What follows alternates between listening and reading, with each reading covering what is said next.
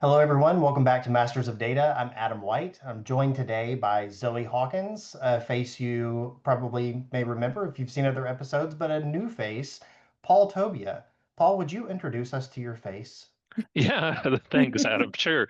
I'm Paul Tobia. I'm one of the security product managers here at Sumo Logic. Awesome. How long have you been here, Paul? I can't remember.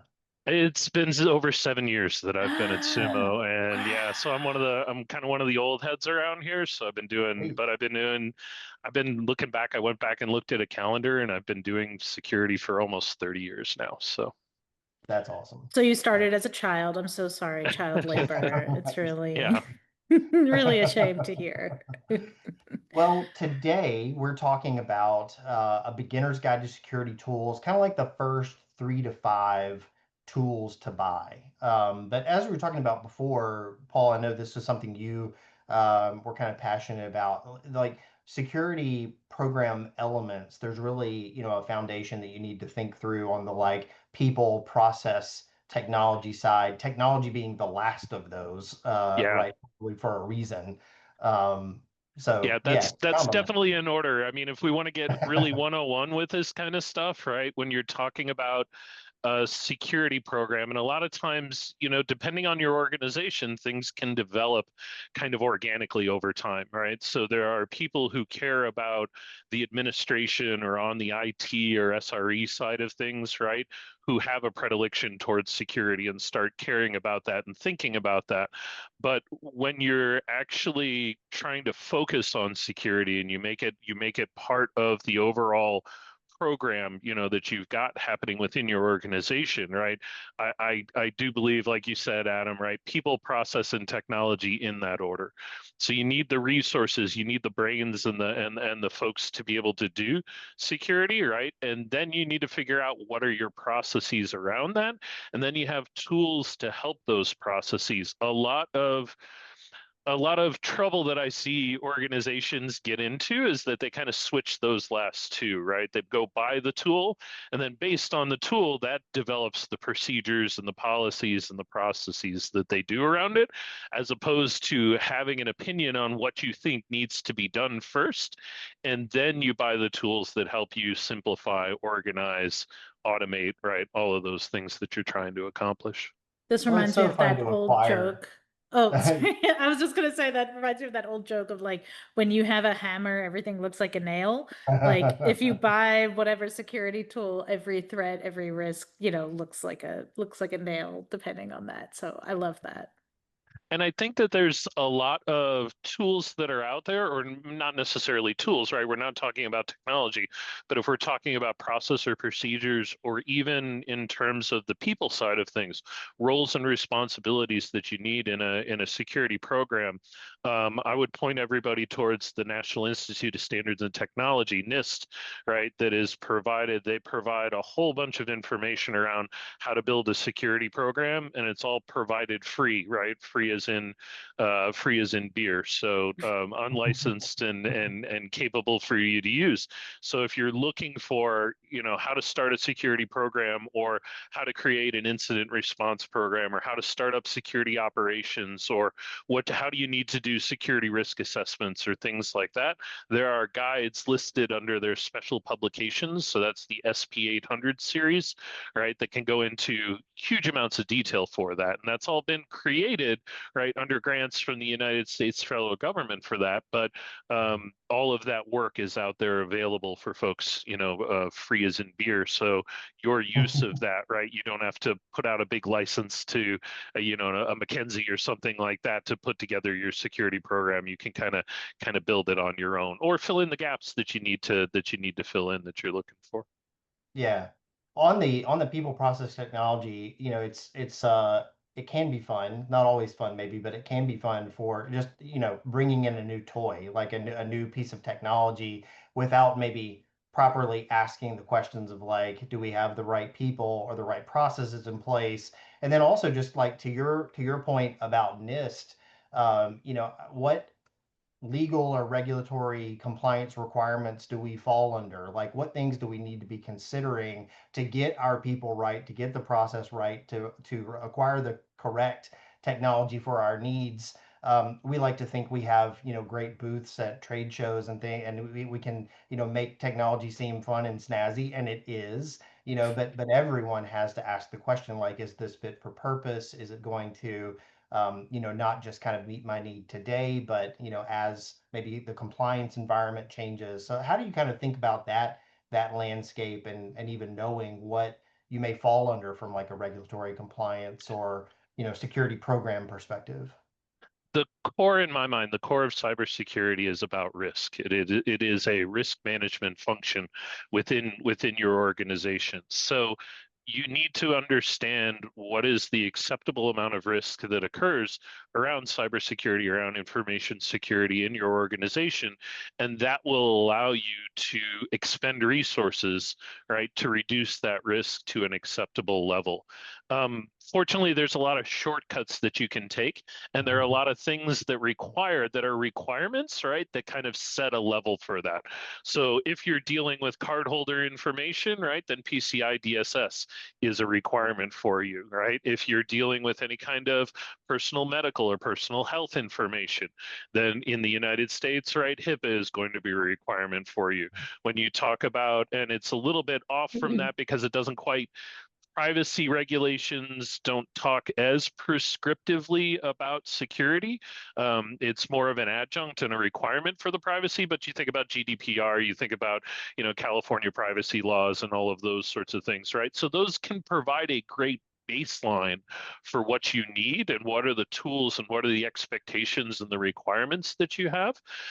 There's also additional pieces that you can do as well where things are frameworks that exist out there, right? One of the ones that I really like, again, going back to NIST, is what's called the cybersecurity framework, which is a very high The level generic. wheel, right? Yeah, Yeah, the like wheel. That's and it's just 6 steps, right? And it's designed to work for everything.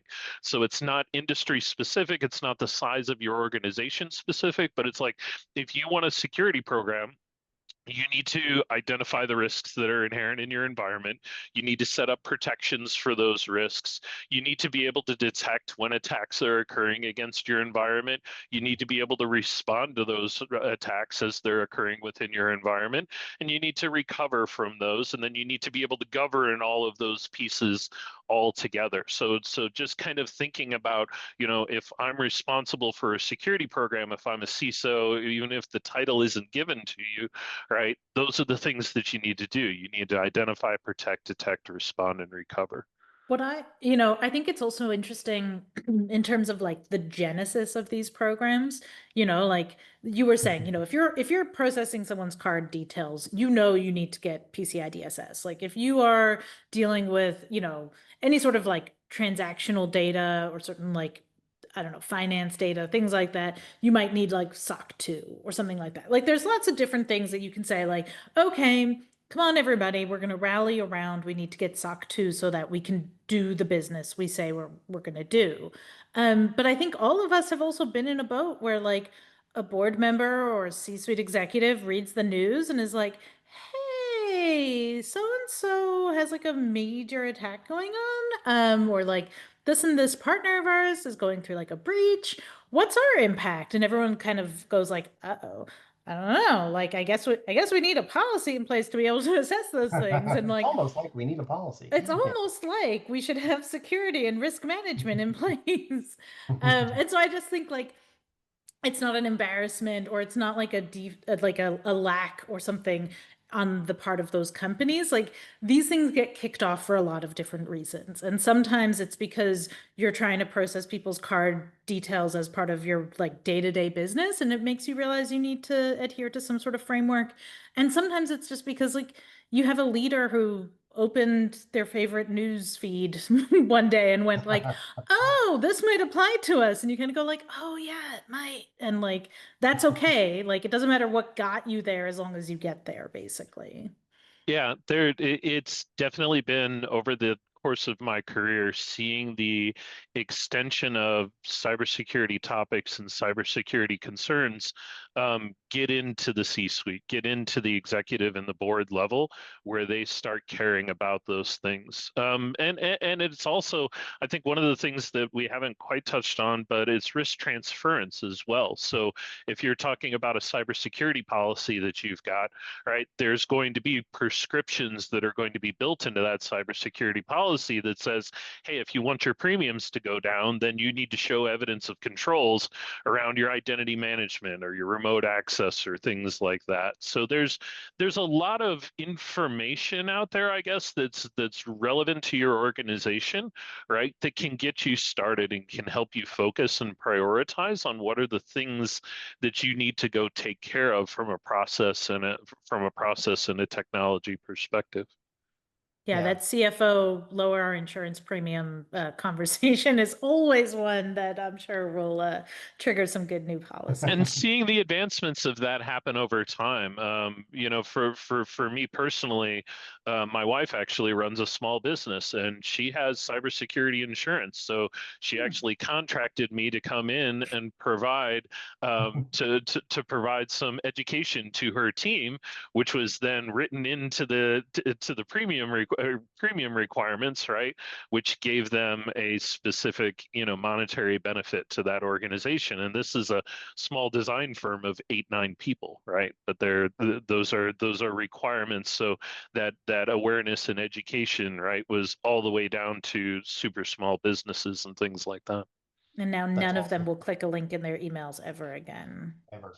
Until the contractor does, but that's the One of the things, Paul, I think is interesting about that diagram, like imagine in your mind's eye, viewer, just go look at the NIST cybersecurity framework, that the govern is like a center ring that's kind of in the middle of all of that, so it's not a lateral step. It's like this should always be happening. This is always something that we need to be a part of the program, no matter what step we're in for a particular incident or maturity. So I just this that diagram and the program in general is as thoughtfully done as you would expect from NIST, but it's always struck me that element of it. Yeah, that's actually a relatively new thing. I think in the past 2 years, they've released the 2.0 of the That was the cybersecurity 2.0. framework. Yeah. So, yeah, so all the govern pieces were like embedded in, right? So it's like identify, but also make sure that you're managing your identification, right? And protect, but make sure that you've got procedures around that. So by pulling all of that stuff back out into making it a separate govern step, I think that it really kind of it it it matures the idea of it being a program, of it not just that you're just turning the wheel, but you need that kind of hub there that supports all of those parts of the wheel and keeps it turning. Yeah. Yeah. Awesome. Well, Yeah, I so mean, oh, go ahead. go ahead. No, no, go for it, Zoe. I mean, I think it's also one of those things that I think about in terms of like, so for me, I see a diagram like that and I wonder, okay, well, let's imagine that, I'm like your wife, I have a small business or whatever, and I run on some of these other programs or tools, right? So I might not myself, have my email set up through something super sophisticated. I'm using a Gmail domain or something like that, you know, but Gmail does have, or Google in general does have certain capabilities that are built into it to say like, hey, this email looks fishy, haha. But like, is this a phishing attempt, or is this like a bad actor's emailing you? You might want to double check things like that. So I'm just curious in terms of what you've seen in terms of this framework, but then also applied to some of these tools that, companies might already be using, and how they could maybe use those tools more.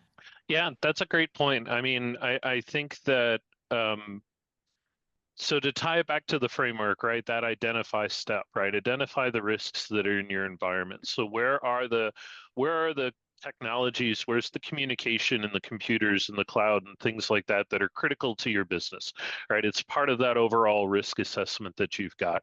Is email essential to what you're doing, right? Then you should look at your email security as the beginning point, right? Do you do a lot of development on endpoints? So, or do you care about the laptops and the phones and the things like that that are assigned to the people within your organization, right? Then maybe you're looking at an EDR or a mobile security management type system to it. Do you care about cloud security because all of your workloads are in the cloud and you're building a whole bunch of different images and you've got, a huge AWS or Microsoft or Google budget or Oracle or whatever out there, and that's where all the goodies are, right? So taking those capabilities that are built into that, even at the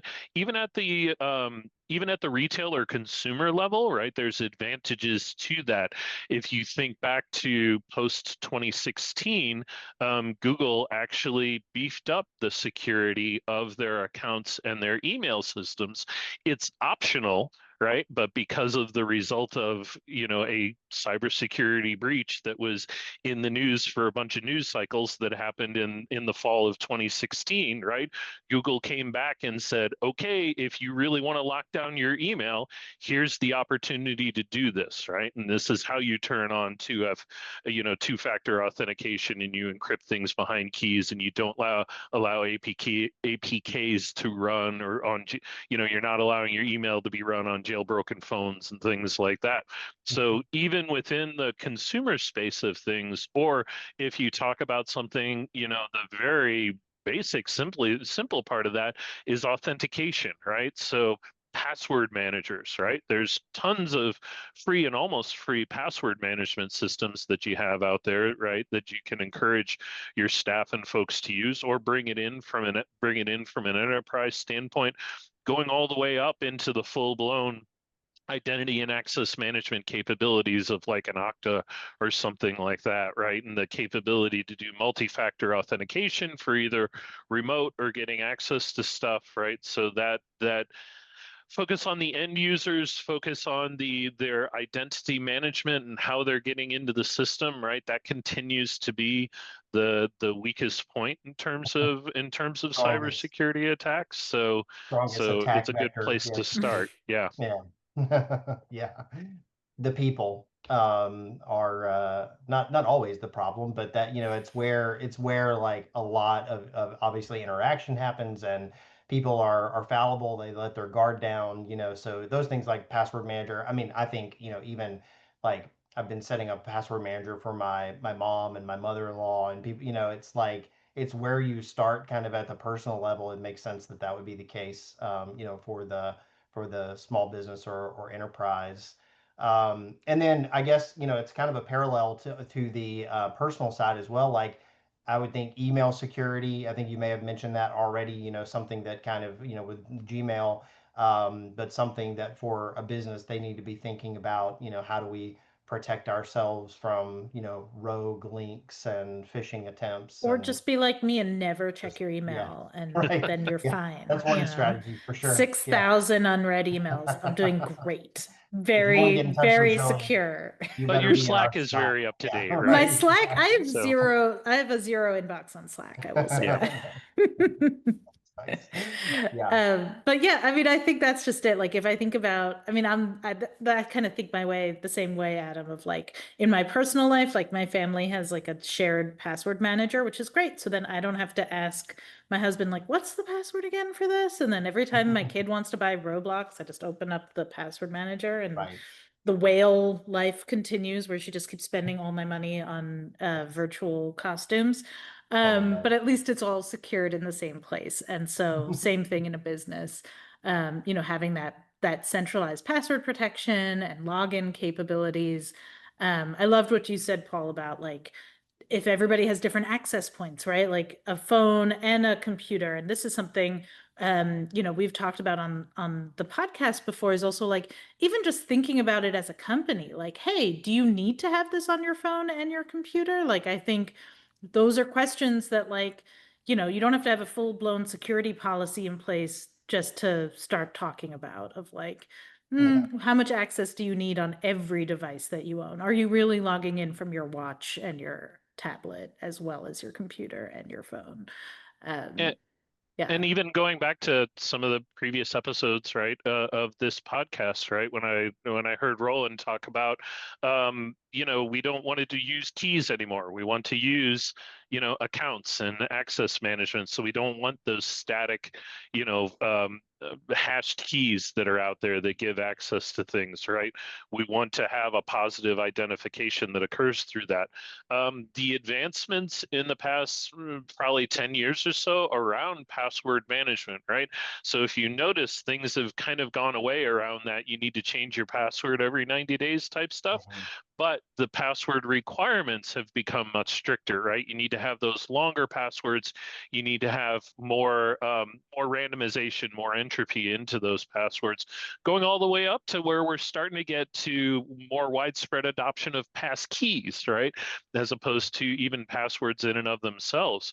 So there's continues to be advancements around that kind of stuff. So if you have a singular nasty passphrase that you use to get into your password manager, or even if you have multi-factor, right? So you have to type in the 6-digit code that gets semi-randomly generated on your phone every time that you log into your password manager. But then the password manager has the 28-character completely random, passphrase that it dumps into, your New York Times account or your Washington Post account or your AWS account, right? For that matter, or your Microsoft account, right? There's a lot more security built into that, but the ease of use is still relatively good so that people aren't bypassing what you're doing, right? So it's not like, my dad, his password was always Air Force One.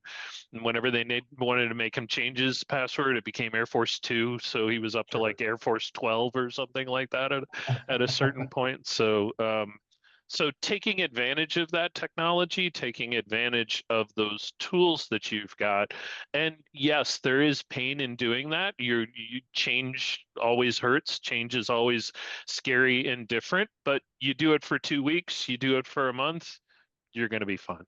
Yeah, I always laugh. I worked at a place where we had a shared login for something, and it was always like, "What's the password up to?" And it would be capital P ass word, and then like 4, 5, 6. So we all shared that same thing for a long time and the rotating keys. But I do also always laugh with the MFA because I am an Apple user, and MFA is a very loose term for me because it's very much a like, we've just texted you a code. Would you like to use the code from your text? And I'm like, there, I'm so secure. But it is so much less. It is actually more secure because I don't have it written down on my post-it notes, or like a random virtual sticky instead. You have to put it Because under your keyboard. That's where the right, security that is the comes. key. Yeah, Yeah, yeah. yeah. And that's where some of the art of cybersecurity comes into things, because does it really matter? Again, it all just goes back to that risk, right? So if somebody gets a hold of my password for the New York Times or Washington Post or Fox News or something like that, right? What does that mean?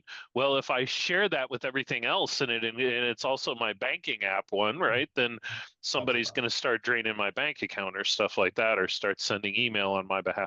And that's spoofing emails easy anyway. But so it really does come down to, right, that focus of the security program to measure the countermeasures against the perceptual or the perceived risk that happens there.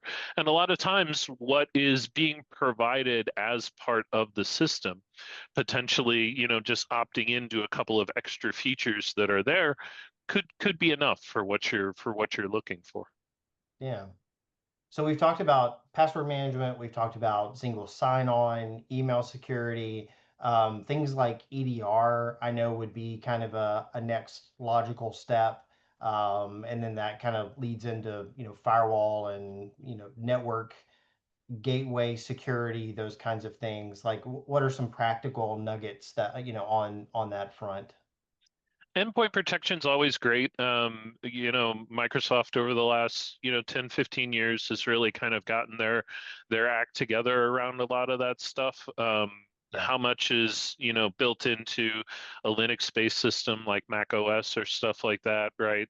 Your mileage may vary with that kind of stuff, but at least run the Defender that you're provided out there. And again, when you're talking about commercial environments or even, non-commercial organizational environments, right? There's a certain amount of centralized control that you'll want, right? Which Yeah. isn't provided with consumer software or things like that. So that's when you do talk to the CrowdStrikes and the organizations like that to get something in there that provides you that centralized management control around that.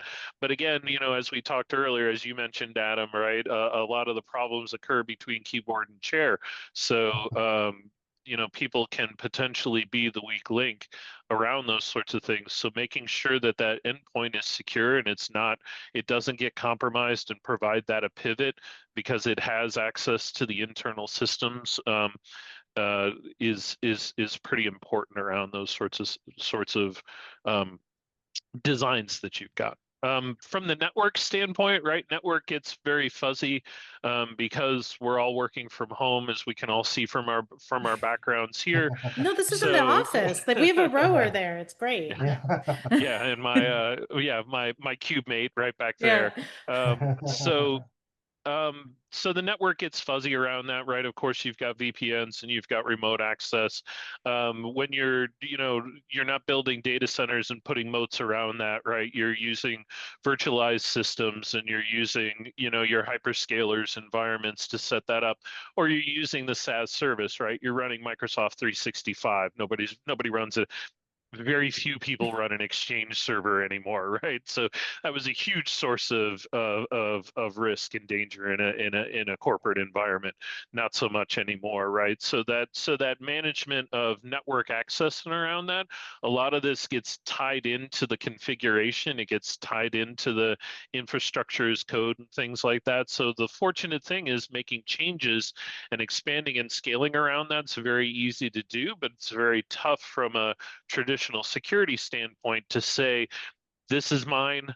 These are the good guy stuff. This is the bad guy stuff, right? And none shall pass, and all of those sorts of things. So a lot of things become very porous and gets down to a lot of the access side of things. But again, the hyperscalers, if you're in that kind of cloud environment, either through the services that they're providing or the raw infrastructure that they're providing, they have those capabilities on top of it. Or you can find the third parties that provide the capabilities. You can run a Palo Alto firewall on a hyperscaler's network, a version of that to secure your networking environment. So those pieces all kind of tie together out there.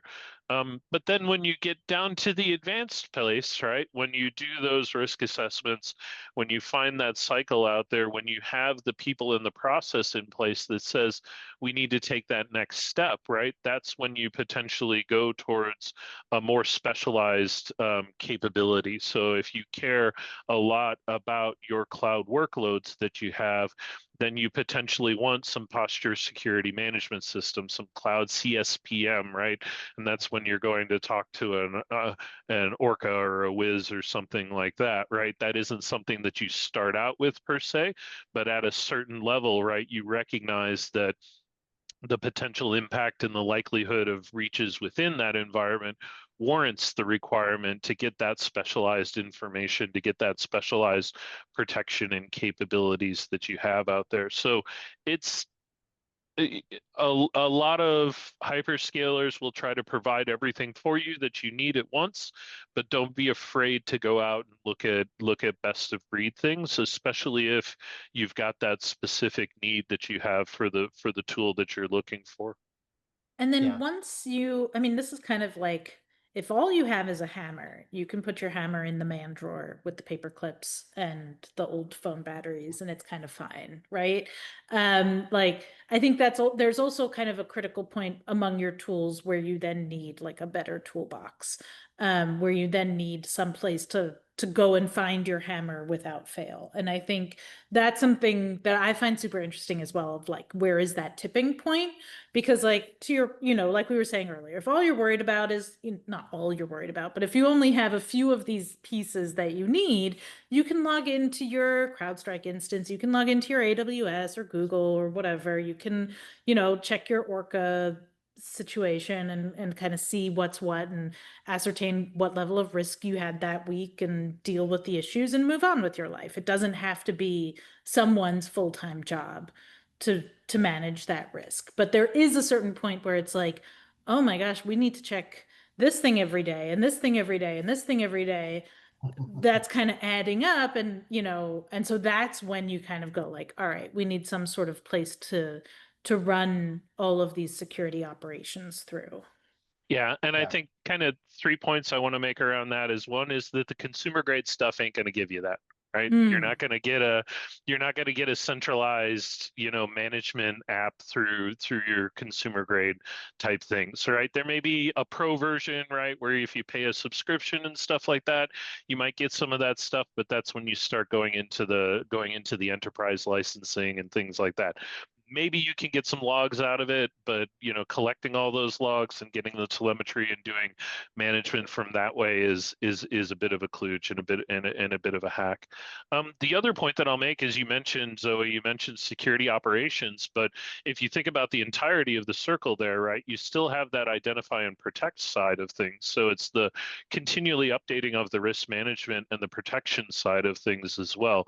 So if you are under those frameworks, right, you've committed to your leadership certain frameworks or regulatory requirements, then you're going to have assessment requirements around that, right? This is kind of where the whole GRC, right, the governance and regulatory compliance side of things happens, where you're showing the protections that are in place, you're showing evidence of control of those protections being in place, and you're saying, yes, boss, we're great, don't worry about PCI DSS, we meet all of those requirements, or HIPAA or GDPR or ISO 27001, CMMC, et cetera, et cetera, et cetera, et cetera, right? So it's not just the security operations side, right, which is kind of where we at Sumo live, right? We live kind of after the bang in that detect, respond, and a little bit of the recovery side of things, and we bleed a little bit into the protect and identify side of stuff. But especially when you talk about pulling together the security operations things, where you've got more than one or two or three systems that are providing you alerts that you need to look at, right? So these things are going to be, so to close off the GRC part and the identify and protect stuff, right? You've got an assessment regime that you've got to respond to quarterly, annual, something like that, continuous requirements or stuff like that you've got. So you need to put out the reports, you need to put out the dashboards and information, right? Providing some of that can be done, especially when you're talking about the evidence of controls. So is my IAM system working appropriately? Are we turning off accounts after, within 48 hours of the termination of employment, or things like that, right? And showing the logs that show that your processes and procedures are in place, right? That can be done through log management, not just a specialized GRC system. But then when you talk about the after the bang, right? So the rotation between, okay, now I got to go look at Okta, now I got to go look at Security Hub for all my AWS stuff, I got to go look at Okta for my IAM stuff, I got to go look at my VPN concentrator, I got to go look at CrowdStrike for my EDM stuff, I got to go look at, I got to go look at my Mac OS logs or my Windows event logs of all of that place, right? That's when you start to want to get a SIM in place, when you start, codifying that security operations, and instead of having to log into 3, 4, 5, 6 different locations, or manage the centralization of the alerts that come out of those 6 or 7 places, right? This is why SIM continues to exist as a viable part of the industry beyond, the XDRs and everything that's tried to eat SIM's lunch over the last 20 years, because of that necessity to pull together those disparate systems, to correlate the information together, to prioritize that information and kind of show you, right, okay, now with the limited time and resources that I have, what are the 5 things that I should go triage, investigate, and respond to? Nice. Yeah, that makes a lot of sense. Um, Paul, one of my favorite things that you say is that the sock is a place, not a thing. Um, Yeah, so it keeps on running through my head.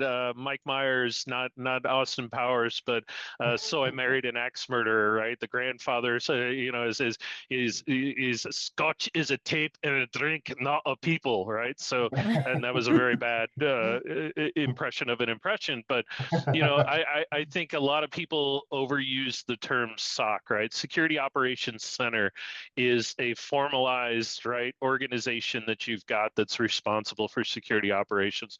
The number of SOCs that I've worked with or been a part of is probably less than 20, right, through my entire 30-year career.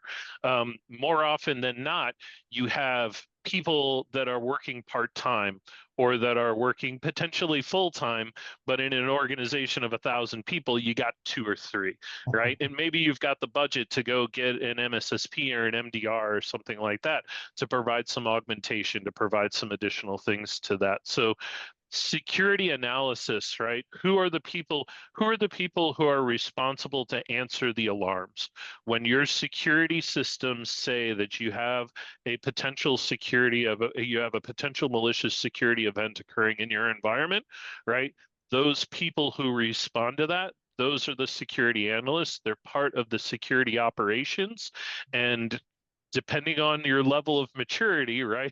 If you've got a dedicated set of people that are responsible for that and you are taking shifts and you're handing off between shifts or handing off to an augmented MSSP or MDR, sure, call yourselves a SOC. But that doesn't necessarily mean that everybody's got a SOC, right? Everybody has a need for security operations. It's the core of that detect, response, and maybe a little bit of the recover part of that entire security framework.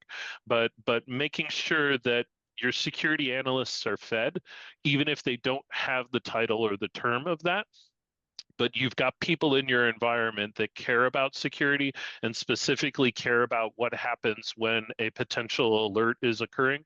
Or so not just the how do we clean up, not just the response and the recovery, but also that detection piece, that piece of the identification, the investigation, the determination that, hey, this is something that's actually happening that we need to respond to, versus, hey, this is something that has triggered our systems and we need to filter out so it doesn't happen again, right? All of those things, part of that security analytics and stuff of that is a huge aspect of a security program. And something that I'm, of course, very passionate about, and have run in the past. So focusing on that and feeding that and making sure that you've got the right tools for the people once you get the people and the processes in place, is critical for any successful security program. I love this because it feels so full circle from where we started in terms of like people, process, tools, all of that. I will because in this year of 2025, I can't not go this way. You talk about handing off from people around the world or, any of that, you know, now it could be AI, Paul. Come on. So, I mean, I do keep coming back to like this idea of security for AI and security using AI. So, I mean, just as we think about these frameworks, as we think about where the people, processes, and technologies fit together, is AI a person? Is it a process? Is it a technology? Where does it fit in, or how does it adjust how you People, think place, or about thing. kind of Yeah. the early tooling or the early security thinking that people need to have? I love the distinction that you made there, Zoe, about security for AI, right, versus security using AI. And the easier one is the for, right? This is obviously something that we need to do, right? This is the LLMs, ChatGPT, Anthropic, Claude, all of those things, right? We're coming up on the 4th year of this being in the public eye, right? So, and early on, we remember all of those, or if you've pay attention to the security stuff, right? You remember that stuff where, organizations put a prompt into a public LLM, and then 2 months later, somebody else puts a similar prompt in there and says, oh, by the way, IBM does all this stuff. So it's like, whoa, whoa, whoa, wait a second. I didn't, I told you that in confidence. I didn't, that wasn't supposed to be part That's of just everything between you else and that me, you, yeah, Claude. exactly, exactly.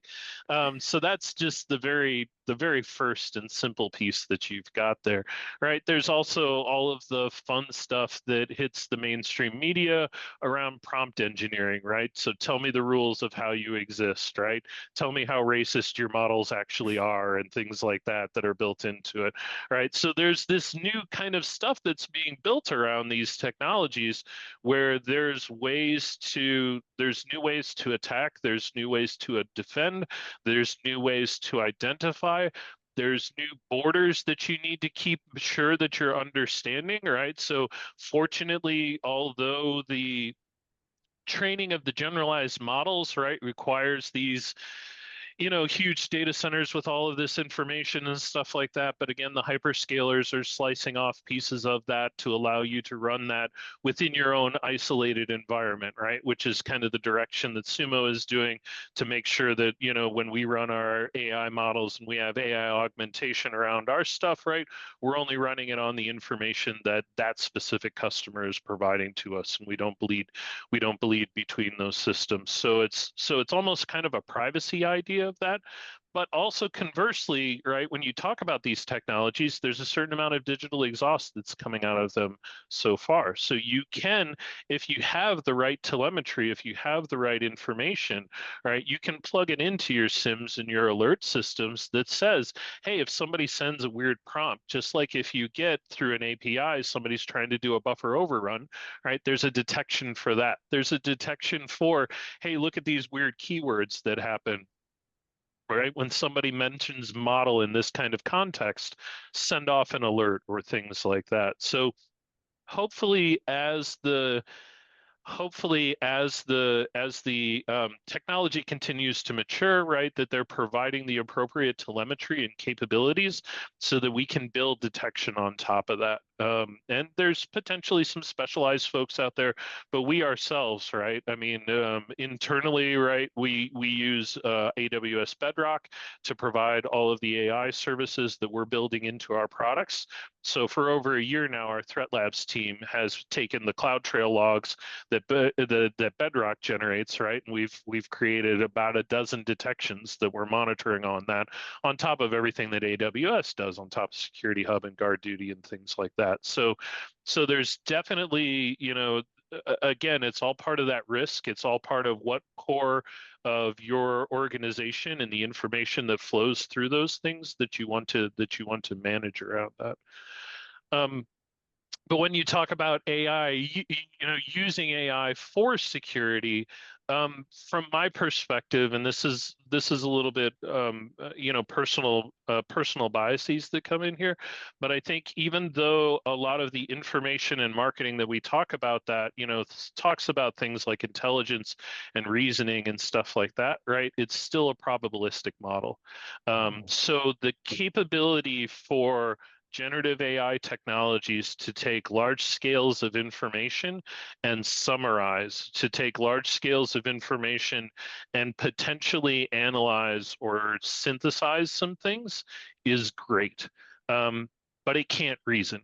It can't make decisions. It shouldn't make decisions, right? So I think the attitude that we're taking as an organization, right, is about augmentation, not autonomy, not automation, right?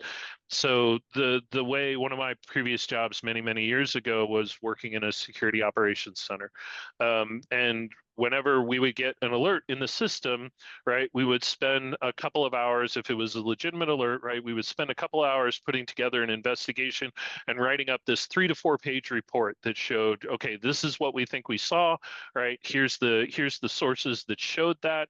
Here's the steps that we took for the investigation. Here's the conclusion that we have, and this is where we're going, right? So every time, hundreds of times a week, right, it came through our security operations center where we were taking this essay test. I think, right, the direction that we're going with this, some of the stuff that we're building in Sumo and some of the stuff that I'm seeing, with other organizations is that it changes that essay test into a multiple choice test. So instead of having to go in there and yourself building that 3-page document of everything that has occurred, right? Instead, it does the analysis, it does the looking into it and matching and doing that probabilistic magic and says, well, I'm pretty sure it looks like this, but it could also be this. And it could also be this, or D, I blew it and you need to make something right. You need to Or figure it E, out all of the yourself. above. Right, right. So having the analyst, right, going back to the people, having the analysts look at a multiple choice test, right, still have their own reasoning capabilities, still have their own experience of being a security analyst, but their capability to look at a multiple choice test where D is also none of the above and it blew it, right, because it hallucinated, another way to say it just got it wrong. I think that's very powerful because you're not going out and writing the essay yourself, right? You're taking the multiple choice test. So there's efficiencies and capability there. So if you've got that feedback that allows you to come back, and if you do say D, right, then next time around it'll include the new thing as part of it, right? That's all kind of the magic of working all of this stuff and pulling together what's gonna show a successful LLM augmentation versus a okay, kind of LLM augmentation. So I think that there's a lot of cool things that we can do, but it's not going to take anybody's job per se. It's just hopefully going to make their jobs more efficient. Yeah. I like the augmentation. I kind of think of it as force multiplier. That's the thing that kind of keeps coming around. But I love the way you brought it back to our people. Zoe, like you mentioned earlier, this whole thing was kind of full circle, and that makes me happy to like wrap back around. So, Paul, thank you for joining today, for talking to us about tools and processes and the frameworks that you mentioned. I think this was a great discussion, and hopefully will be useful to our listening audience. So uh, Awesome.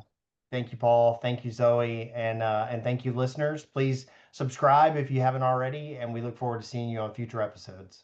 Thanks so much. Thanks, everyone. Thanks.